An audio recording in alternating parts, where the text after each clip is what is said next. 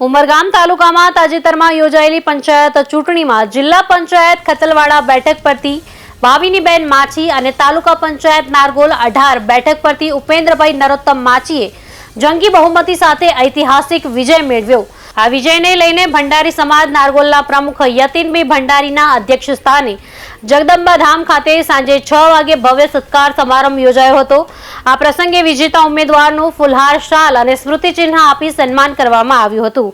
કાર્યક્રમમાં ગામના સરપંચ સ્વીટી યતીન ભંડારી, વિવિધ સંગઠનોના આગેવાનો તેમજ મોટી સંખ્યામાં ગ્રામજનો ઉપસ્થિત રહ્યા હતા।